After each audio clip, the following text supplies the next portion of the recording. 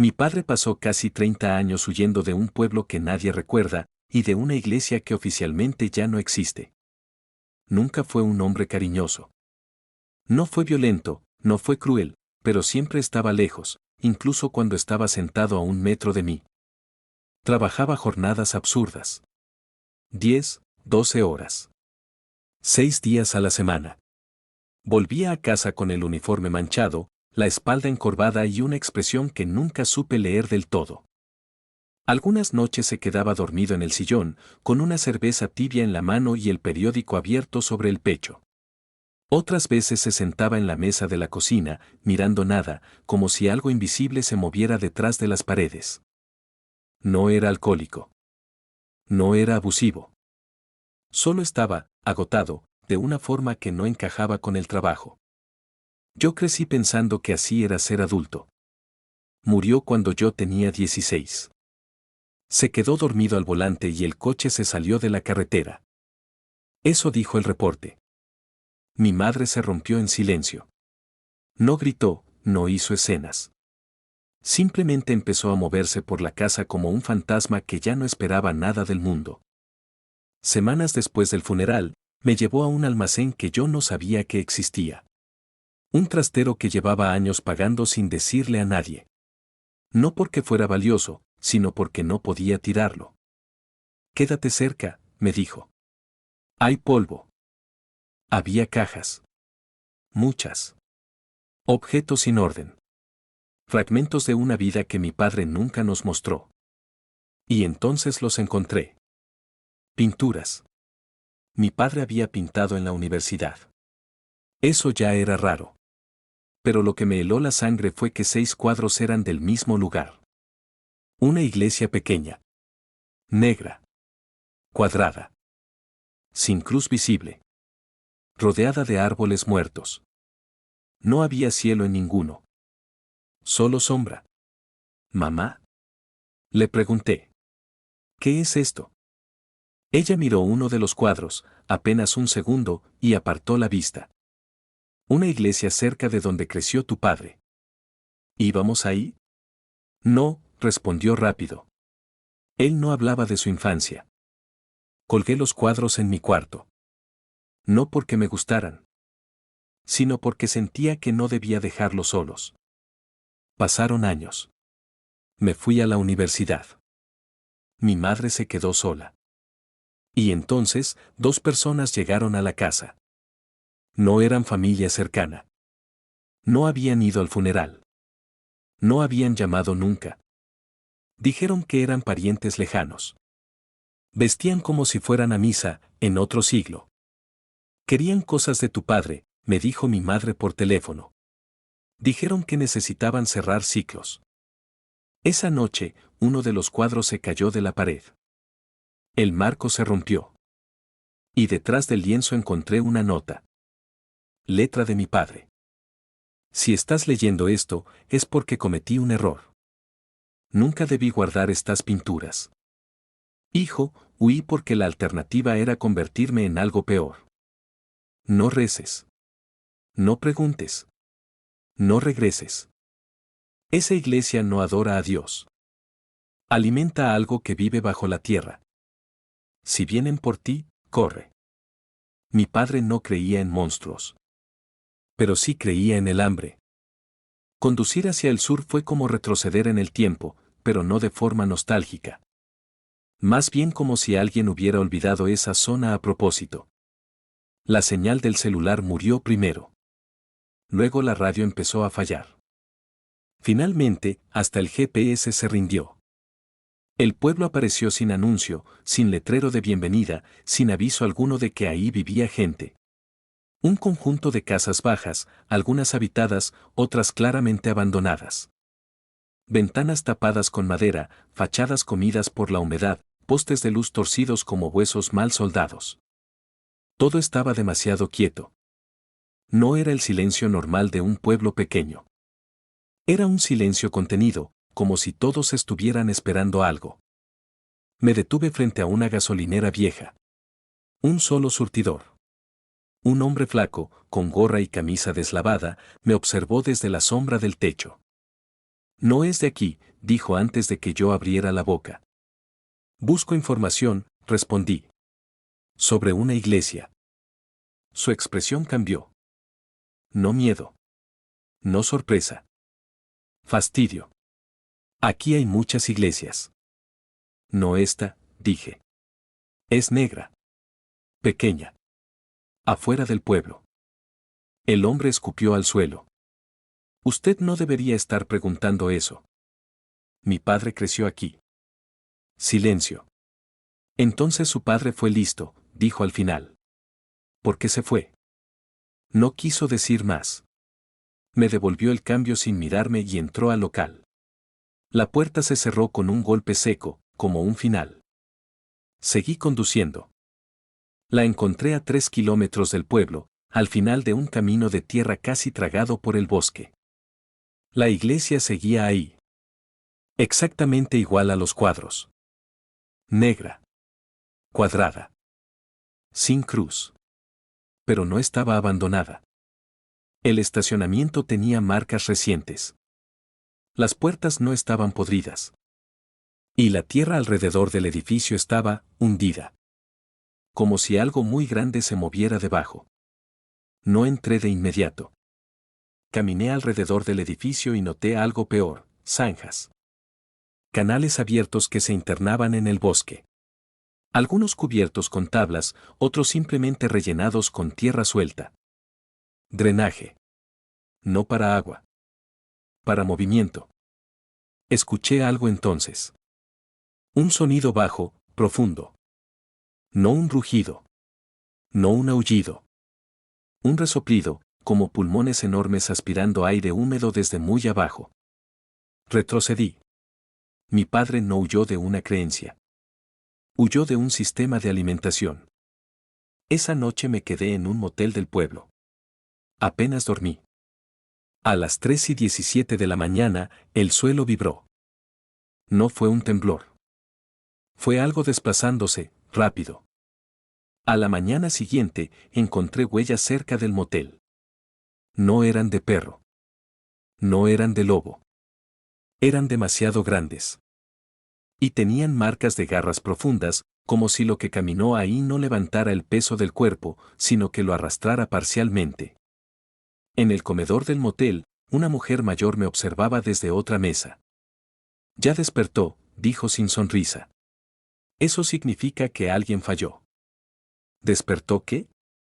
Ella bajó la voz. Lo que vive abajo no come almas. Come carne. Y cuando tiene hambre, sale. La miré fijo. ¿Mi padre?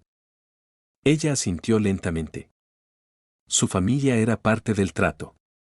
Pero él se negó a seguir entregando gente. ¿Gente? Forasteros. Niños sin familia. Viajeros. Después, familiares. Sentí náuseas. ¿Y ahora? La mujer me miró con lástima genuina. Ahora vino usted. Y eso significa que el ciclo quiere cerrarse. Desde el bosque, algo aulló. No como un animal.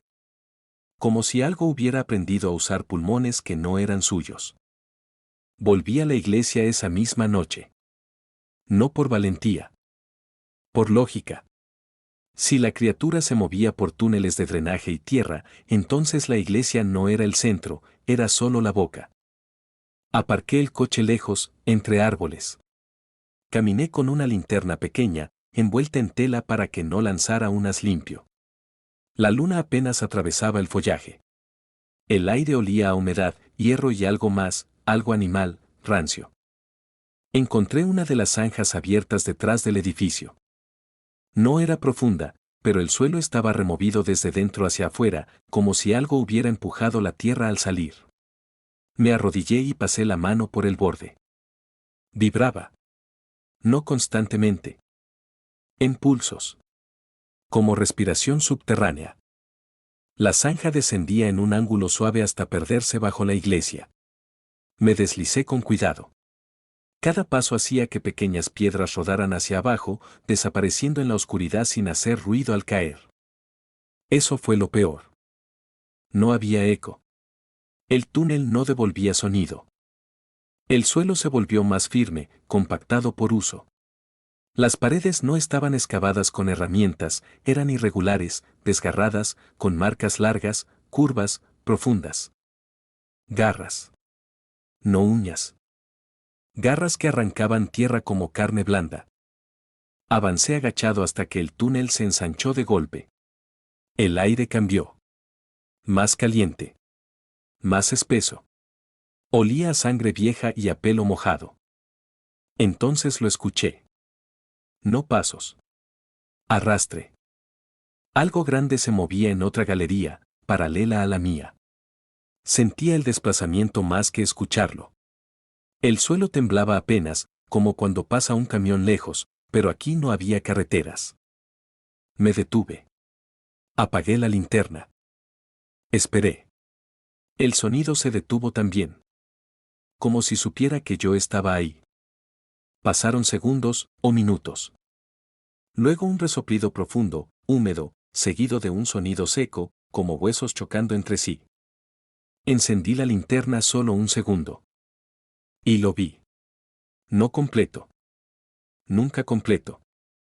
Una extremidad primero, una pata del tamaño de un tronco joven, cubierta de pelo oscuro y enmarañado, pero interrumpido por zonas donde la piel simplemente no estaba. Debajo, músculo expuesto, y hueso. El hueso no era normal. Era blanco, sí, pero pulido, como si algo lo hubiera lamido durante años. Luego la cabeza emergió lentamente desde la galería lateral. Era un lobo, en la forma más básica. Pero demasiado grande. Demasiado largo. El cráneo estaba expuesto desde la mitad superior, como si la carne nunca hubiera crecido ahí. Cuencas profundas, sin ojos visibles, pero aún así sentía su mirada. Los colmillos eran enormes, irregulares, amarillentos. Algunos parecían humanos, otros claramente no. Cuando abrió la boca, la mandíbula se abrió más de lo posible para cualquier animal. Se detuvo. Olfateó. El aire se movió hacia él. Yo estaba conteniendo la respiración, pero no importaba. No cazaba por olor. Cazaba por presencia. Un ruido metálico resonó desde arriba. Campanas. La iglesia. La criatura reaccionó al instante. El cuerpo completo emergió ahora, 4 patas, pero caminaba bajo, casi reptando, como si el túnel nunca hubiera sido su espacio original. El lomo rozaba el techo. La cola golpeaba las paredes, arrancando tierra. Y entonces corrió. No hacia mí. Hacia arriba. Hacia la iglesia. Subí detrás, impulsado por puro pánico. El túnel se inclinaba hacia una escotilla de metal oxidado. Desde arriba venían voces. Cantos. Un sacrificio. La escotilla se abrió de golpe. Gritos. El primer alarido fue humano. El segundo no. La criatura salió como una explosión de carne y hueso. El impacto sacudió toda la estructura. Vi bancos volar. Personas caer. Sangre salpicar las paredes negras. No fue ritual. Fue alimentación. El lobo se lanzó sobre un hombre delgado, arrancándolo del suelo con las mandíbulas. El crujido fue inmediato. Seco. Final. Otro intentó correr. Las garras lo alcanzaron primero. No los mataba rápido. Los inmovilizaba. Elegía. Vi al líder, no con túnica, no con máscara esta vez, caer de rodillas, suplicando. La criatura se detuvo frente a él. Lo olfateó. Luego lo ignoró. Se llevó a 2 cuerpos y desapareció por una abertura en el suelo, arrastrándolos hacia la oscuridad de los túneles. Silencio. Quedaron restos. Y gente viva, llorando. Alguien gritó. No era suficiente. No era suficiente. Entonces entendí. No era una deidad. No era un demonio invocado. Era una criatura mantenida con hambre controlada. Y cuando el ciclo fallaba, comía sin permiso. Mi padre no huyó por fe. Huyó porque entendió que el precio siempre sube. Y ahora. La criatura sabía que yo estaba ahí. No me fui cuando todo terminó. Eso fue lo primero que entendí de mí mismo esa noche, no podía huir otra vez. Mi padre lo había hecho durante 30 años, y aún así la criatura terminó alcanzándonos. Quemaron la casa. Mataron a mi madre. El saldo estaba claro. Si corría, solo retrasaba lo inevitable. La iglesia quedó en silencio después del ataque. No un silencio reverente, sino uno avergonzado, como si el edificio supiera que había fallado.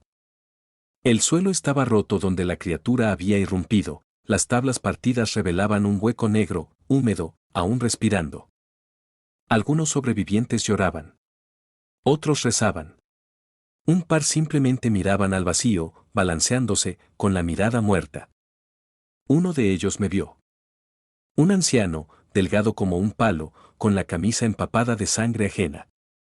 Sus ojos se clavaron en mí con una mezcla de terror y alivio. Tú, susurró. Tú no estabas en la lista. Me acerqué despacio. ¿Qué lista? Se rió. Una risa rota, casi histérica. La de los que sirven. La de los que pagan. La de los que nacieron para alimentar a el pastor. Ese fue el nombre que usó. No bestia. No demonio. El pastor. Me llevó a una habitación lateral, detrás del púlpito.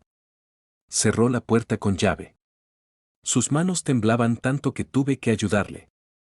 Tu padre entendió antes que todos, me dijo. Entendió que no era cuestión de fe, sino de sangre. Me mostró libros. No Biblias. Registros. Fechas. Nombres. Árboles genealógicos. La iglesia no adoraba a la criatura. La contenía. Décadas atrás, durante la construcción del sistema de drenaje del pueblo, los trabajadores abrieron una caverna. Algo salió. No atacó de inmediato. Observó. Siguió. Cazó animales primero.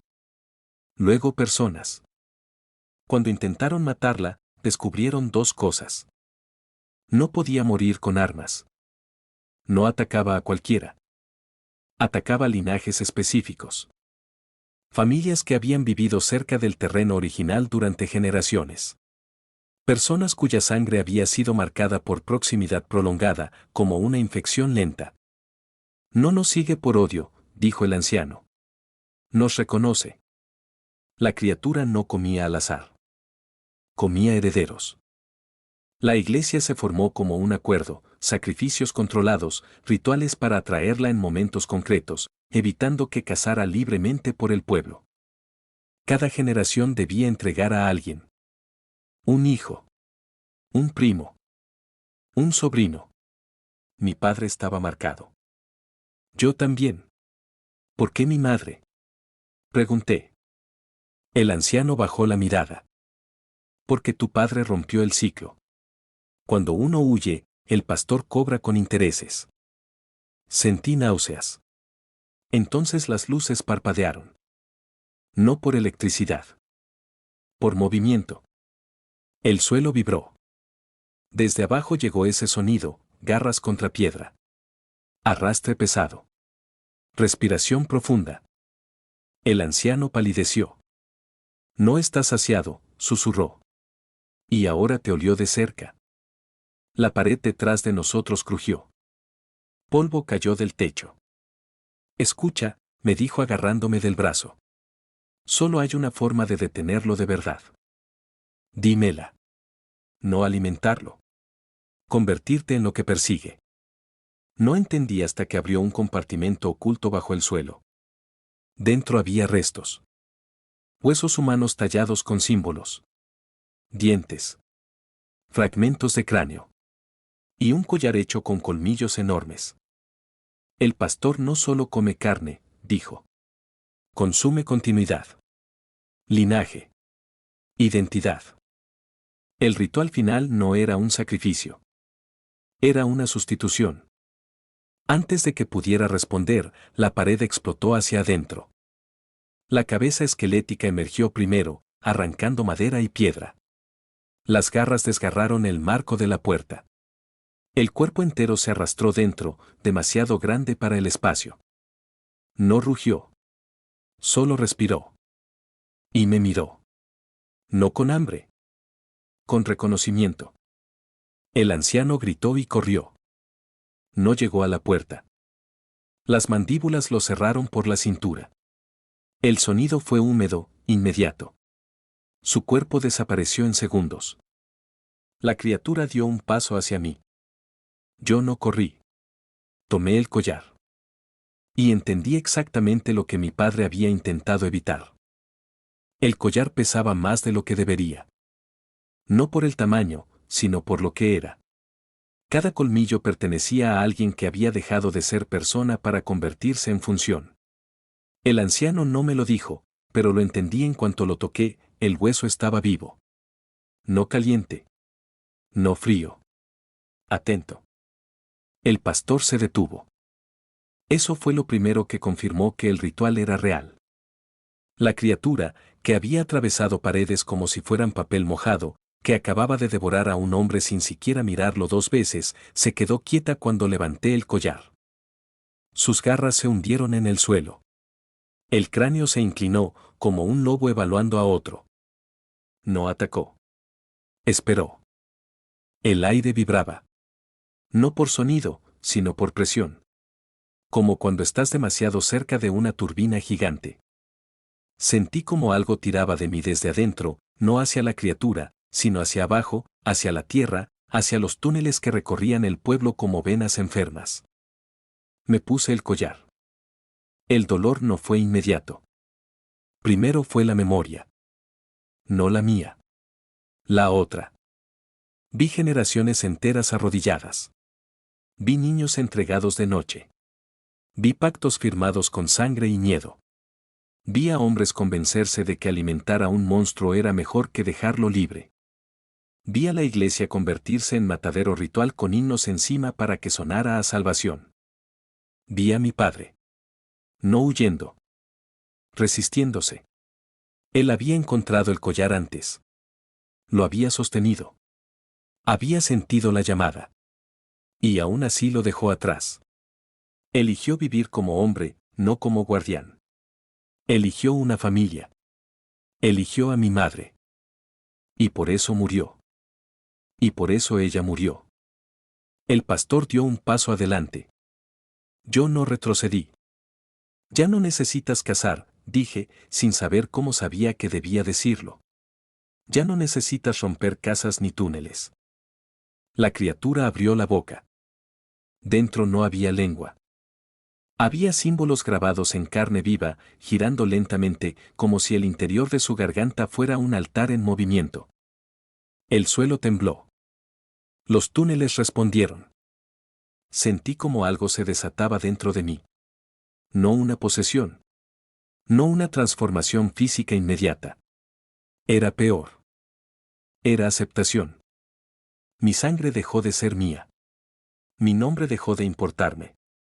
Mis recuerdos se reordenaron para encajar en una función más grande. El pastor bajó la cabeza. No en sumisión.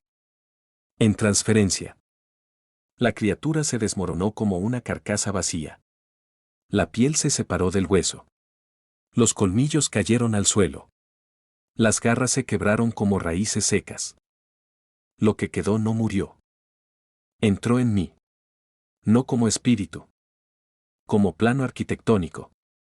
Los túneles ya no eran desconocidos. Sabía exactamente dónde llevaban. Bajo la escuela.